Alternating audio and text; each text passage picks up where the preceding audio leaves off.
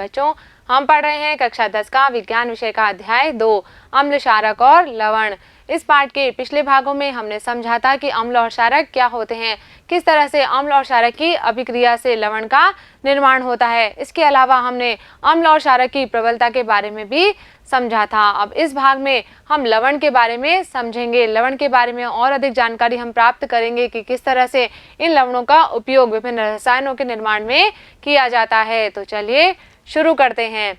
बच्चों, आप सभी इतना तो जानते हैं कि लवण का निर्माण किससे होता है। जब हम अम्ल और क्षारक को परस्पर मिलाते हैं तो उदासीनीकरण की अभिक्रिया के द्वारा लवण और जल का निर्माण होता है। अब यहाँ पर देखिए, यदि हमने जो अम्ल और क्षारक लिए हैं ये दोनों ही कैसे हैं, प्रबल हैं, तो जिस लवण का निर्माण होगा वो कैसा होगा, उदासीन प्रकृति का होगा। इसकी पीएच का मान कितना होगा, 7 होगा, क्योंकि हमने क्या लिया है, प्रबल अम्ल और प्रबल क्षारक लिए हैं। तो दोनों ही क्या करेंगे, एक दूसरे के प्रभाव को समाप्त कर देंगे और जो लवण बनेगा वो कैसा होगा, उदासीन होगा।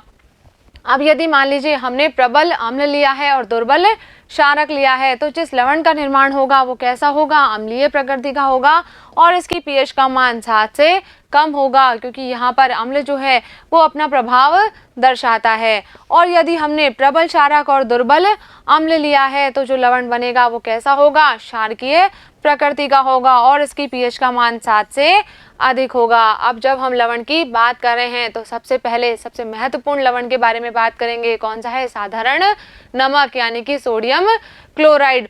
और ये सोडियम क्लोराइड किससे बनता है, हाइड्रोक्लोरिक अम्ल और सोडियम हाइड्रोक्साइड के विलयन की जब अभिक्रिया करवाई जाती है तो जो लवण बनता है वो क्या होता है, साधारण नमक यानी कि सोडियम क्लोराइड होता है। और इसका उपयोग हम अपने भोजन में, दैनिक जीवन में भी करते हैं। और इसकी प्रकृति कैसी होगी, उदासीन होगी, क्योंकि हमने जो अम्ल और क्षारक लिए हैं वो कैसे हैं, ये प्रबल अम्ल है और ये प्रबल क्षारक है। तो अभी अभी हमने समझा था कि जब हम प्रबल अम्ल और प्रबल क्षारक की क्रिया करवाएंगे तो जो इस लवण का निर्माण होगा वो कैसा होगा, उदासीन प्रकृति का होगा। इसके अलावा जो समुद्र का जल है उसमें भी अनेक प्रकार के लवण घुले हुए होते हैं। तो इन लवणों से सोडियम क्लोराइड को पृथक कर लिया जाता है और कई भागों में क्या होता है, ठोस लवण का निक्षेप होता है। तो बड़े आकार के जो क्रिस्टल होते हैं ये अपद्रव्यों के कारण, अशुद्धियों के कारण भूरे रंग के दिखाई देते हैं। इसे क्या कहते हैं, हम खनिज नमक कहते हैं। तो इससे भी क्या किया जाता है, साधारण नमक को पृथक कर लिया जाता है। अब इस सोडियम क्लोराइड यानी कि साधारण नमक का उपयोग अनेक रसायनों के निर्माण में कच्चे पदार्थ के रूप में किया जाता है। कौन कौन से पदार्थ हैं, जैसे कि सोडियम हाइड्रोक्साइड है, बेकिंग सोडा है, वॉशिंग सोडा है, विरंजक चूर्ण है, इनका उपयोग हम अपने दैनिक जीवन में करते हैं। तो इनके निर्माण में जो साधारण नमक है वो एक महत्वपूर्ण कच्चे पदार्थ के रूप में उपयोग में लिया जाता है। किस तरह से साधारण नमक के द्वारा इन रसायनों का निर्माण किया जाता है उसको समझेंगे। तो उसमें सबसे पहले हम लेते हैं सोडियम हाइड्रोक्साइड के बारे में। सोडियम हाइड्रोक्साइड का रासायनिक सूत्र क्या हो जाएगा, NaOH। क्या है ये, क्षारक है। किस तरह से होता है इसका निर्माण, कि जब सोडियम क्लोराइड के जलीय विलयन में विद्युत धारा प्रवाहित की जाती है, इसका विद्युत अपघटन किया जाता है, तो यह वियोजित होकर सोडियम हाइड्रोक्साइड उत्पन्न करता है और इस प्रक्रिया को हम क्लोर क्षार प्रक्रिया भी कहते हैं। क्यों कह रहे हैं, क्योंकि इसके अंदर क्लोरीन गैस का निर्माण होता है और क्षारक सोडियम हाइड्रोक्साइड का निर्माण भी होता है। किस तरह से होती है अभिक्रिया, 2NaCl + 2H2, जब इसका हमने विद्युत अपघटन कराया है तो किसका निर्माण होगा, यहाँ पर 2NaOH सोडियम हाइड्रोक्साइड का। इसके अलावा क्लोरीन गैस और हाइड्रोजन गैस भी इस प्रक्रिया में मुक्त होती है। तो ये जो क्लोरीन गैस है ये कहाँ पर मुक्त होगी, ये एनोड पर मुक्त होती है, जबकि जो हाइड्रोजन गैस है ये कैथोड पर मुक्त होती है। और जो सोडियम हाइड्रोक्साइड विलयन का निर्माण हुआ है ये भी कहाँ पर होता है, कैथोड पर होता है। चित्र के माध्यम से समझते हैं हमने क्या बनाया है, यहाँ पर ये एनोड लगाया है और ये कैथोड लगाया है और यहाँ पर हमने क्या ले लिया है, नमक का जलीय विलयन ले लिया है। इसमें जब हमने विद्युत धारा प्रवाहित की है तो एनोड कैसा है, धनात्मक है। तो जो ऋणात्मक आयन होंगे वो किस ओर आकर्षित होंगे, एनोड की ओर आकर्षित होंगे, और जो धनात्मक आयन है वो किस ओर जाएंगे, कैथोड की ओर जाएंगे।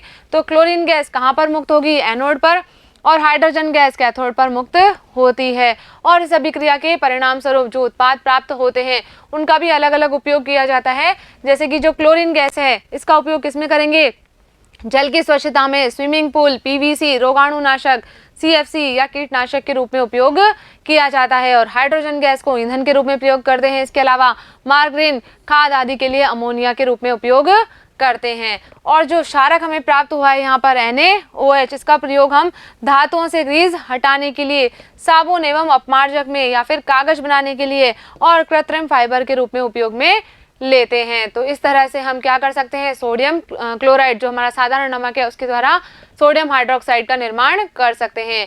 आगे देखते हैं, अगला रसायन है हमारे पास में विरंजक चूर्ण। इसका सूत्र क्या होता है, CaOCl2। तो इसका निर्माण भी हम किस तरह से करेंगे, सोडियम क्लोराइड के उपयोग के द्वारा करेंगे। अभी हमने देखा था कि जब हमने क्या किया, जलीय सोडियम क्लोराइड के अंदर विद्युत अपघटन किया तो कौन सी गैस का निर्माण हुआ था, क्लोरीन गैस का निर्माण यहाँ पर हुआ था। और इसी क्लोरीन गैस का उपयोग हम किस में करेंगे, विरंजक चूर्ण के निर्माण में करेंगे। किस तरह से करते हैं, जब शुष्क बुझा हुआ चूना CaOH2 कैल्शियम हाइड्रोक्साइड के ऊपर हम क्लोरीन की क्रिया करवाते हैं तो किसका निर्माण होता है, विरंजक चूर्ण का निर्माण यहाँ पर होता है। किस तरह से होती है अभिक्रिया, CaOH2 एक क्लोरीन के साथ में मिलकर किसका निर्माण करता है, CaOCl2 विरंजक चूर्ण का निर्माण करता है और जल का निर्माण भी यहाँ पर होता है। अब इस विरंजक चूर्ण के क्या क्या उपयोग होते हैं उसको समझेंगे। तो विरंजक चूर्ण का वस्त्र उद्योग में सूती एवं लिनन के विरंजन के लिए, या फिर कागज की फैक्ट्रियों में लकड़ी के मज्जा के लिए, या फिर लॉन्ड्री में साफ कपड़ों के विरंजन के लिए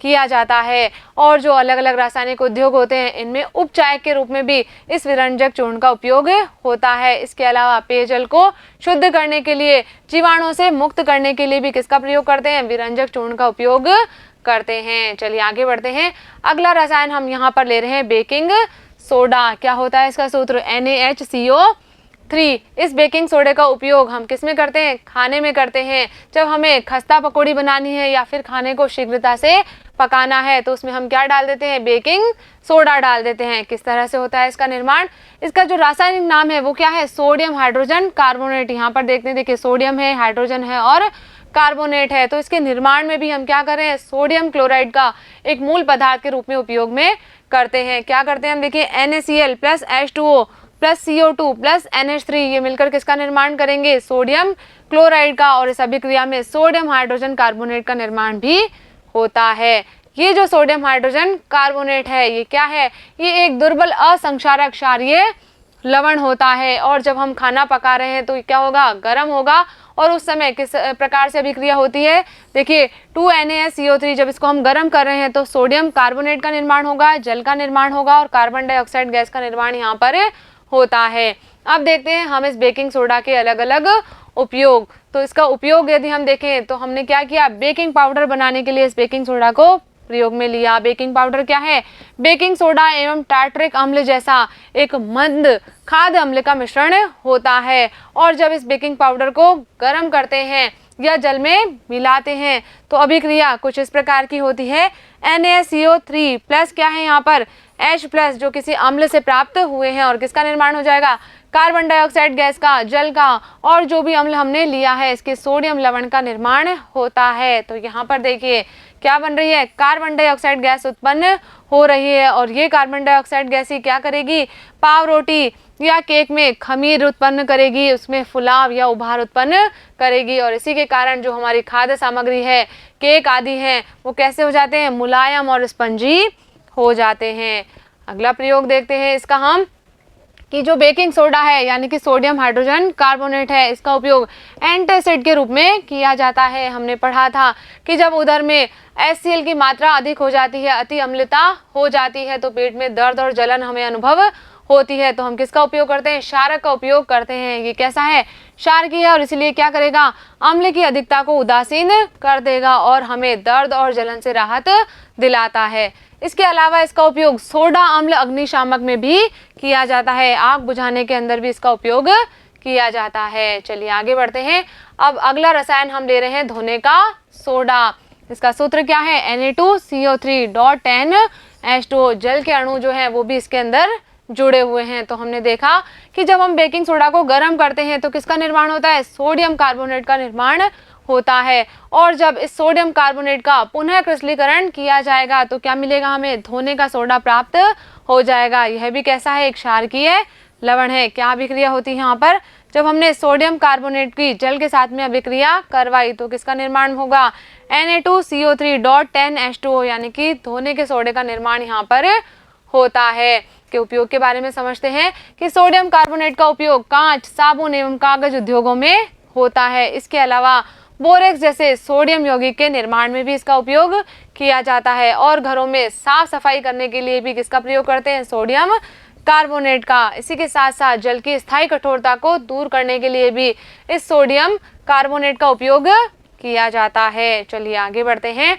अब आगे हम बात कर रहे हैं कि क्या लवण के जो क्रिस्टल हैं ये वास्तव में शुष्क होते हैं या नहीं होते हैं। एक क्रियाकलाप के माध्यम से हम इसको समझेंगे। क्या करना है, हमें कॉपर सल्फेट के कुछ क्रिस्टल लेने हैं। इन्हें शुष्क क्वथन नली में लेकर हम क्या करेंगे, गर्म करेंगे। इस तरह से हमने क्या करा है, बर्नर की सहायता से हम इस क्वथन नली को गर्म करें। इसमें हमने क्या लिए हैं, कॉपर सल्फेट के क्रिस्टल लिए हैं। तो जब हम इसे गर्म करेंगे तो क्या देखेंगे हम कि जो कॉपर सल्फेट के क्रिस्टल हैं इनका रंग बदल जाता है और क्वथन नली की जो भीतरी सतह है उस पर हमें जल की कुछ बूंदें दिखाई देती है।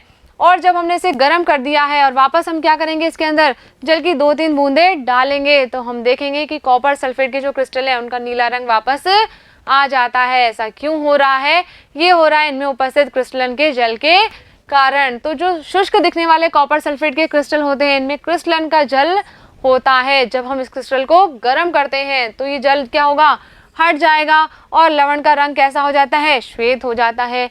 जब हमने वापस से क्या किया था, इसमें जल की कुछ बूंदें डाली थी तो क्या होगा, क्रिस्टल का नीला रंग वापस आ जाता है। किसके कारण हो रहा है, ये क्रिस्टलन के जल के कारण हो रहा है। क्या होता है क्रिस्टलन का जल कि लवण के एक सूत्र इकाई में जल के निश्चित अणुओं की संख्या को ही क्या कहते हैं, क्रिस्टलन का जल कहते हैं। जो लवण का एक इकाई सूत्र है उसके अंदर क्या जुड़े हुए हैं, जल के कुछ अणु जुड़े हुए हैं, उसे हम क्या कहते हैं, क्रिस्टलन का जल कहते हैं। जैसे कि हम बात करें कॉपर सल्फेट की, तो कॉपर सल्फेट के एक सूत्र में जल के कितने अणु जुड़े हुए हैं, 5 अणु उपस्थित होते हैं। और इसीलिए जब हम इसका रासायनिक सूत्र लिखते हैं तो किस प्रकार से लिखते हैं, CuSO4.5H2। कितने अणु जुड़े हुए हैं, जल के 5 अणु जुड़े हुए हैं। यदि हम बात करें जिप्सम की, तो जिप्सम में भी क्या है, क्रिस्टलन के जल के रूप में 2 अणु उपस्थित होते हैं। तो सूत्र क्या हो जाएगा इसका, CaSO4.2H2O। 2 अणु यहाँ पर किसके जुड़े हुए हैं, जल के जुड़े हुए हैं। चलिए आगे हम बात कर रहे हैं प्लास्टर ऑफ पेरिस के बारे में। क्या होता है प्लास्टर ऑफ पेरिस कि जब जिप्सम को 373 केल्विन पर गर्म किया जाता है तो ये क्या करता है, जल के अणुओं का त्याग कर देता है और कैल्शियम सल्फेट अर्ध हाइड्रेट या हेमीहाइड्रेट में बदल जाता है। क्या होगा इसका सूत्र, CaSO4.5H2O। यहाँ पर जल का आधा अणु क्रिस्टलन के जल के रूप में जुड़ा होता है। तो इसे हम क्या कह रहे हैं, प्लास्टर ऑफ पेरिस कहते हैं। और इसका उपयोग डॉक्टर टूटी हुई हड्डियों को अपनी सही जगह पर स्थिर करने के लिए करता है। आपने देखा होगा कि जब कभी किसी के हाथ या पांव में फ्रैक्चर आ जाता है तो डॉक्टर क्या करता है, उस स्थान पर प्लास्टर चढ़ा देता है जिससे हड्डी जो है वो अपने सही स्थान पर जुड़ जाती है। ये जो प्लास्टर ऑफ पेरिस होता है कैसा होता है, सफेद रंग का एक चूर्ण होता है जो जल के साथ में अभिक्रिया करके वापस किस में बदल जाता है, जिप्सम में बदल जाता है और सूख कर जो है ये ठोस पदार्थ बना लेता है। क्या अभिक्रिया होती है यहाँ पर, CaSO4.5H2O। ये जल के 1.5 अणु के साथ में क्रिया करता है और किसका निर्माण कर लेता है, CaSO4.2H2O। वापस से जिप्सम का निर्माण कर लेता है। तो यहाँ पर हम देखते हैं कि जल का केवल आधा अणु जो है वो क्रिस्टलन के जल के रूप में जुड़ा होता है। कैसे जुड़ता है आधा अणु, कि जब CaSO4 के 2 इकाई सूत्र क्या करेंगे, जल के एक अणु के साथ में साझेदारी करते हैं तो एक CaSO4 के साथ में कितना जल का अणु आ जाता है, आधा जल का अणु जुड़ जाता है। इस प्लास्टर ऑफ पेरिस के कुछ अन्य उपयोग भी हैं। कौन कौन से हैं, जैसे कि खिलौना बनाने में, सजावट के सामान बनाने में या फिर सतह को चिकना बनाने में भी इसका उपयोग किया जाता है। तो इस तरह से अलग अलग रसायनों का उपयोग हम अपने दैनिक जीवन में करते हैं। तो यहाँ पर हमारा ये भाग कंप्लीट हो गया है। अब क्या करेंगे, हम इस भाग से संबंधित कुछ अभ्यास प्रश्न करेंगे जो कि हमारी पाठ्य पुस्तिका में दिए गए हैं। तो सबसे पहला प्रश्न हमें दिया गया है कि CaOCl2 यौगिक का प्रचलित नाम क्या है। क्या नाम है इसका, इसका नाम है विरंजक चूर्ण। अगला प्रश्न दिया है, उस पदार्थ का नाम बताइए जो क्लोरीन से क्रिया करके विरंजक चूर्ण बनाता है। तो हमने देखा था कि जब कैल्शियम हाइड्रोक्साइड की हमने क्लोरीन से अभिक्रिया करवाई थी तो किसका निर्माण हुआ था, विरंजक चूर्ण का निर्माण हुआ था। तो यहाँ पर उस पदार्थ का नाम क्या हो जाएगा, कैल्शियम हाइड्रोक्साइड हो जाएगा। अगला प्रश्न दिया है, कठोर जल को मृदु करने के लिए किस सोडियम यौगिक का उपयोग किया जाता है। किसका प्रयोग करते हैं हम, सोडियम कार्बोनेट का। तो क्या लिखेंगे हम कि कठोर जल को मृदु करने के लिए सोडियम कार्बोनेट का उपयोग किया जाता है। अगला प्रश्न देखते हैं। आगे दिया है सोडियम हाइड्रोजन कार्बोनेट के विलयन को गर्म करने पर क्या होगा। इस अभिक्रिया के लिए समीकरण लिखिए। तो हमने इस अभिक्रिया को भी समझा था कि जब सोडियम हाइड्रोजन कार्बोनेट को गर्म करेंगे तो क्या बनेगा, सोडियम कार्बोनेट बनेगा, जल बनेगा और कार्बन डाइऑक्साइड गैस का निर्माण होता है। तो अभिक्रिया हम किस प्रकार से लिखेंगे, 2NaSCO3 इसको जब गर्म कर रहे हैं तो Na2CO3 सोडियम कार्बोनेट, जल और कार्बन डाइऑक्साइड गैस का निर्माण होता है। अगला प्रश्न देखते हैं। आगे दिया है हमें प्लास्टर ऑफ पेरिस की जल के साथ अभिक्रिया के लिए समीकरण लिखिए। तो इस समीकरण को भी हम समझ चुके हैं। क्या करेंगे यहाँ पर हम CaSO4 डॉट हाफ H2O की किससे अभिक्रिया कराएंगे, जल के 1.5 अणु के साथ में अभिक्रिया करवाएंगे। तो क्या होगा यहाँ पर CaSO4 डॉट 2H2O का निर्माण हो जाएगा, जिप्सम का निर्माण यहाँ पर हो जाएगा और क्या होता है, ये सूखकर कठोर पदार्थ में बदल जाता है। तो यहाँ पर हमारे ये प्रश्न भी कंप्लीट हो गए हैं। इसी के साथ साथ ये पार्ट भी हमारा यहाँ पर पूरा हो गया है। मुझे उम्मीद है कि इस वीडियो में हमने जो भी बातें की है वो आपने अच्छे से समझी होगी और अपनी कॉपी में नोट भी कर ली होगी। तो मिलेंगे हम अगले वीडियो में इस पार्ट के अभ्यास प्रश्नों के साथ। तब तक आप पढ़ते रहिए, आगे बढ़ते रहिए। धन्यवाद।